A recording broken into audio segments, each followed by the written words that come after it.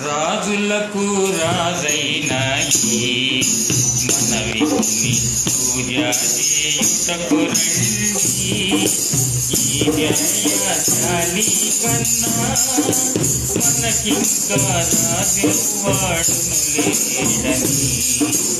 రాజులకు రాజైన మన విధుని పూజ చేయుటకు రండి. కరుణాగల సోదరుడై ఈయన ధరణి చేపించెనయ్యా. స్థిరముగా నమ్ముకునినా మన కొసగు పరలోక రాజ్యము. రాజులకు రాజైన